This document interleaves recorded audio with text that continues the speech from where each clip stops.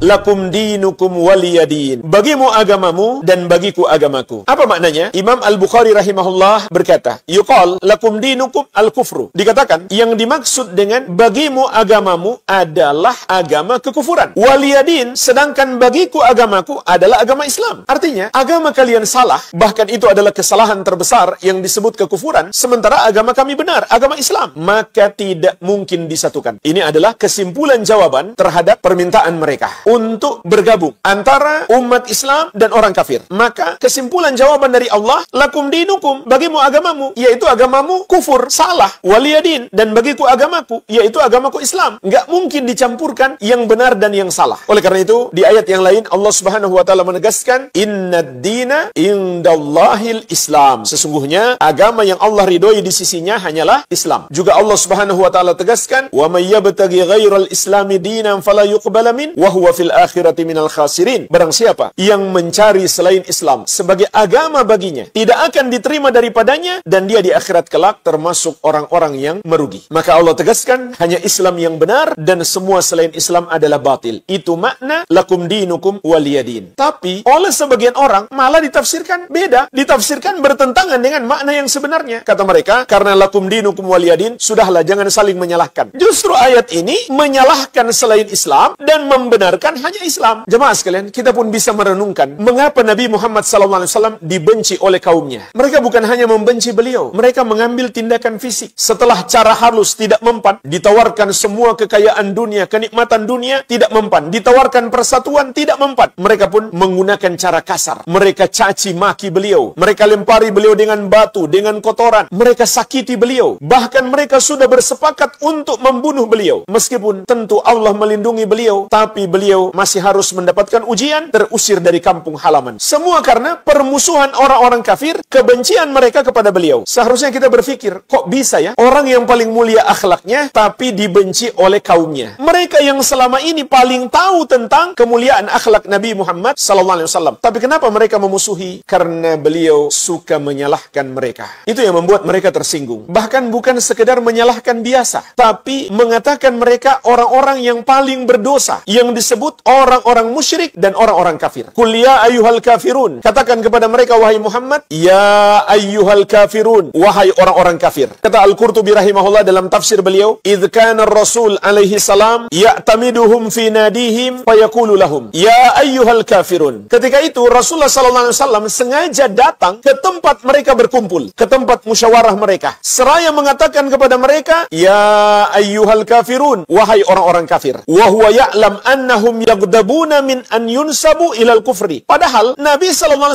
mengetahui mereka marah kalau dinisbatkan kepada kekufuran. Mereka akan sangat marah kalau dipanggil sebagai orang-orang kafir. Itu yang membuat mereka marah. Itu yang membuat mereka tersinggung. Dan itu tidak aneh. Sampai hari ini pun tidak aneh. Kalau orang musyrik, orang kafir, non-muslim marah jika dikafirkan. Yang aneh itu yang mengaku muslim tapi ikutan marah. Itu yang aneh. Sampai mengatakan itu intoleran, bahkan radikal, teroris. Na'udzubillah. Al-Amwah menemani ibadahmu juga hijrahmu.